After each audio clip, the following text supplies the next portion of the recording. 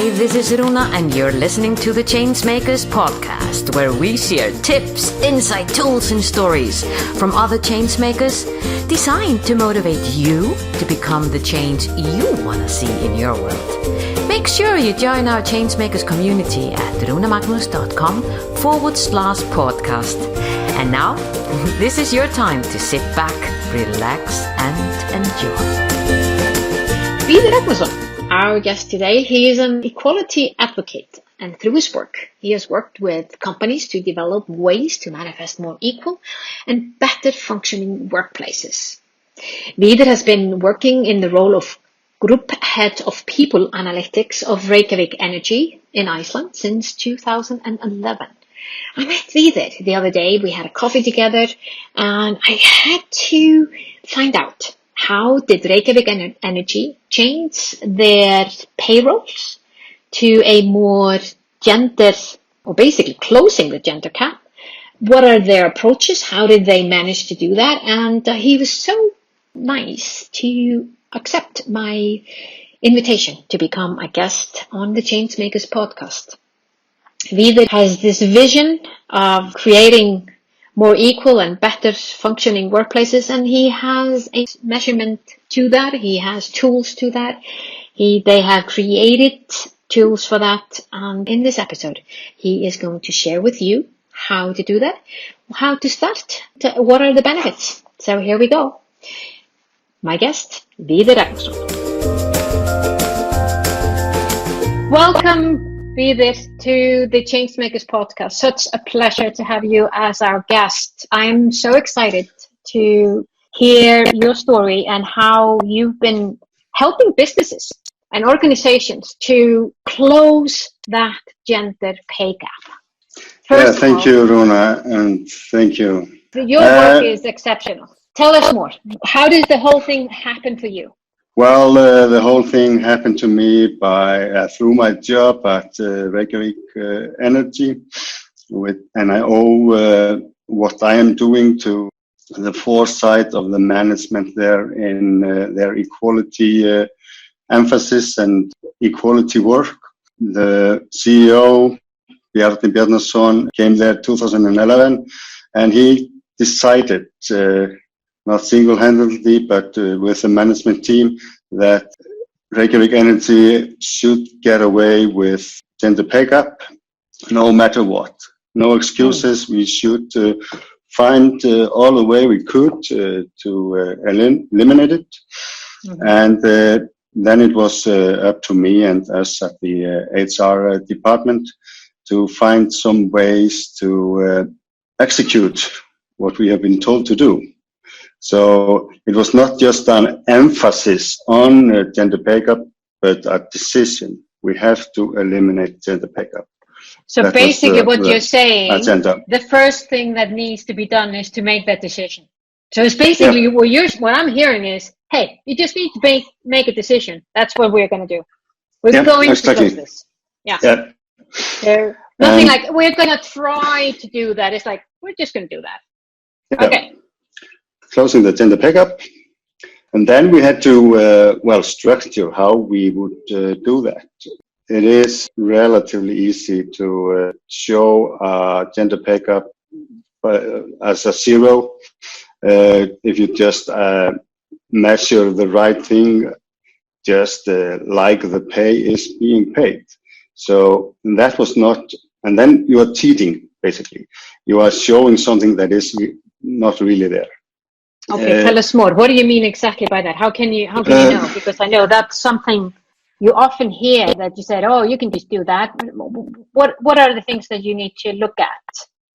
What we did was we kept the gender out of the question for as long as we could. We decided to structure how we pay and what we pay for. And that had to be measurable for every employee. So we structured our pay system. We put a variable for like management, for responsibility, financial responsibility, various job categories. And then we know, well, what we are paying for. Mm-hmm. When that was established, And that took some years to find the right balance and right variables and what mattered to us. And then we measured that for women and men. And if there is a difference in the way you pay for women and men, taking into account what is important for you and your business, then you have a gender pay gap. So we started by structuring how we pay. And in my opinion, that must be what you do in the beginning. Yeah. Can you give us an example? How it sounds like you started to evaluate each job role in a different way than you did before. Can you give us an example of what that meant? I mean, what?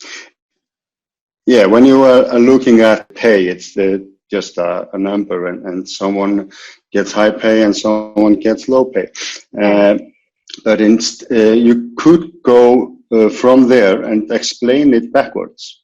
Mm-hmm. But we didn't do that. We asked first what is the most valuable to our company, and that can be very different from various companies in different industries with different strategies. So we asked what is most important to us, and that was a group work. We did that within the HR and with a discussion with the management team. Mm-hmm. And then we can say, well, there's one example I can use. We had what it's called. It's the blue collar workers, and it's really gender divided the work and the jobs themselves. Mm. We have men mostly working out in the field, mm-hmm. and it's a utility company. So, and we have women in the same job category, but they are working inside. Yeah, they are working in the kitchen and cleaning the facilities. Yeah.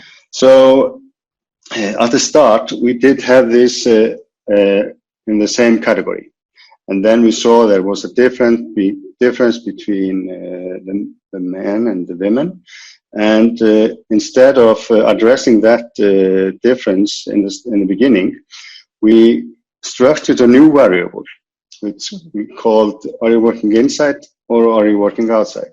And explained the gender pay differences with that variable. Then we explained away the gender question.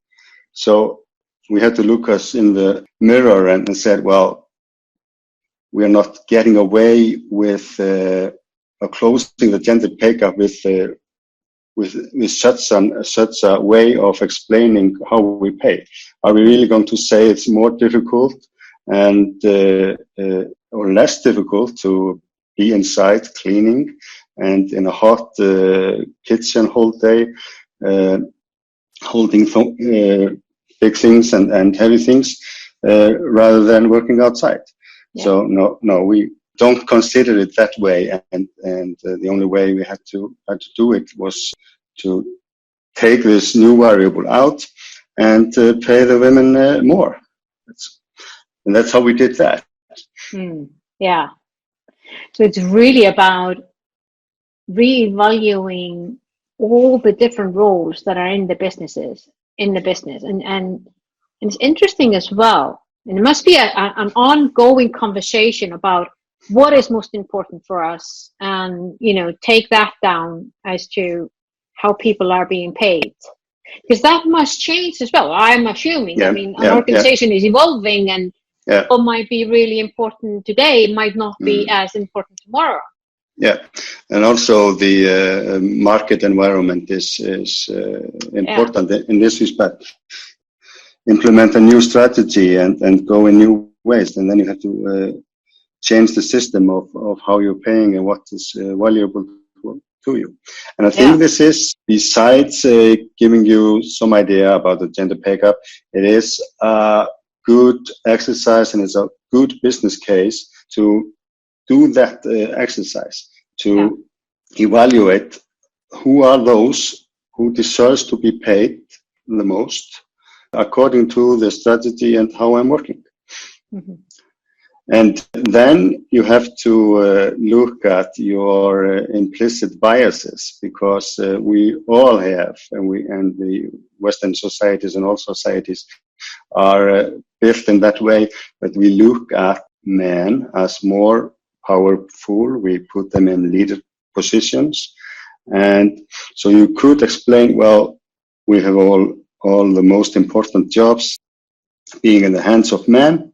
Mm. And so you have to look at your implicit biases and in your language, look at your boxes, the gender boxes, and what is in there, and that is part of this job, in my opinion. Yeah, definitely, and really question your biases. Is that really so? I mean, and I think on so many different levels. And when you're saying this, I'm thinking, oh, just being a man and the pressure of then, if you think that the society is looking at you as a leader, you might not be your ideal life at all, but you could feel the pressure of being that, and that you have to be strong and you have to be, it's just it doesn't work for either gender in that sense. Yeah, and we see that in the, well, it's called sometimes the social cost of being a male. Oh. I'm not diminishing the social cost of being a woman, but we have representatives in jails, and young boys are in more trouble than young girls and such. So it's a pressure society puts on us. Yeah, and that we can, as well as we are part of that's what we're doing with the No More Boxes movement, to really to open up the conversation, to question that part that we feel is part of the society, but we are the society. So therefore, by being a little bit more aware of how we're judging and putting people into those boxes, we are changing the society. And we've even talked about, hey, let's create the new norm. So instead of accepting and to saying, oh, this is the norm, no, create a new one. Create the norm that we want to have. That's more conscious, isn't it? Yeah. So I'm really curious to hear, once you've done this, and I can hear this has been a process since 2011. That means 9 years. Yeah. Mm-hmm. So as we're now moving into the new decade, and a decade that many see as being really, it's going to be transformative in so many ways when it comes to the fourth generation of IT. Just there are these numbers coming up, 80% of all jobs are going to be different, on and on and on. What do you see what have you created that you see now it's going to be like a fundamental thing for your organization that will make your workplace more desirable than any other workplace out there with that groundwork? Yeah, well, we have quite systematically looked at how jobs and jobs roles are going to change, and we are making managers more knowledgeable about the changes, and at the same time checking the knowledge of our managers. Are they ready? Are they ready to take on the future? Yeah. And then we have been holding workshops with all our employees in the roles. How do you see your role being done in 5 and 10 years? And we often start by saying, well, how did you do your job 5 years ago? Mm-hmm. And how are you doing it today? And in most roles, it's completely different. I am, in general, not afraid of the future. I think we will have a lot of jobs, different jobs, and we'll do it in other ways. But I am a little bit worried about the people that doesn't have the skills and doesn't have the mindset to be able to embrace change. So I think there is a lot of people that, and we have already seen that in the banking system. There are layoffs, and in the banking system, at least in Iceland, that has been very hard on women, the layoffs because of new technology. So I think there will be transformation and changes. I'm not worried about jobs, but some people will be, it will be hard for some. What we have done at Reykjavik Energy is to ensure through all the best practices we know that we are paying and having equality, that we through such actions we are a workplace that is a desirable workplace, and when we put money in caring for our employees, and we have already seen that is our money well spent. Yeah. So making the workplace attractive, that is in my opinion a great key. So that's like the role of the organization, to make it attractive and making people feel that they belong and that they are valued for who they are. But then on the other hand, each and every one of your employees, they need to, and basically, I think all over the place when you're saying that, is that having that growth mindset rather than mindset of lack is going to help everyone to feel that they have a value and they can share their value. I agree with you. I think it's a crucial time for humanity to step out of our boxes, and then instead of thinking, I need to be this in order to be accepted and valued and all of that, you go more inwards and you take the time and give yourself the space to look at who am I and whom do I want to be in the new decade, and that's just a journey. It's going to evolve. I totally agree, and I think I'm seeing it's more of a closer communities, and the role of companies are greater in creating that. So taking care of the individual, the employee, in ways that we have not been taking care of people before. Yeah. And that is moving closer and closer to the workplaces. So we have yoga on our schedule in our company. We have some spaces where people can meditate. We have allowing our employees to use some hours a week using the gym that is on the site. So if you had mentioned such a workplace 10 years ago, and this is I'm not saying that we are nothing special delivering this, but if you said 10 years ago you have a workplace like that, why? People can go in yoga and have a meditation in their own time. But it is changed. So we are creating more opportunities for employees to be and manifest the best of themselves. Exactly, which is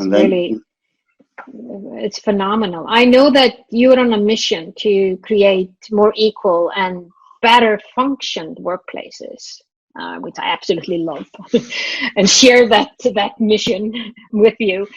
I know that you've been helping Reykjavik Energy, and I know that, you've been in the methodology that you created has been featured in magazines like The Economist, The Guardian, and even in 60 Minutes in Australia. Where can our listeners who want to get more information about the procedure, how have you done it, basically just get a little bit in insights into everything that you've been doing for the gender equality at Reykjavik Energy, where's the best way for them to reach out to you? Yeah, probably the best way is on LinkedIn. I'm quite active there. It's Vidir Ragnarsson or linkedin.com/fairpay is my handle there. And I've also been there are most of the things that are in the presses I put up there, so people can of course look at that and then just be in touch with me there, and I can help with the issues that people are struggling with. So beautiful, absolutely beautiful. And we will share in our show notes. We will share or the handles to Vidir's LinkedIn page. I can also see that you have an Instagram account and Twitter account, but I guess that LinkedIn is the most valuable for this one. And we will. Vidir, thank you so much for your insights. I highly recommend that you go and have a look at what they've been doing. This is the way to move forward. It just does not make any sense that companies and organizations are not tapping into the power of each individual, regardless of their gender or race or sexuality or background, or I can go on and on and on and on. So thank you so much. This was a real pleasure. Thank you, Rúna, and thank you. And keep on going and keep on up your great work. Thank you. Was this podcast of value for you? I sure hope so. If so, feel free to share the love and give us your generous review on iTunes or Stitcher. And remember that you can always go to runamagnus.com to find out more about the Changemakers and how we can help you drive the change you want to see in your world.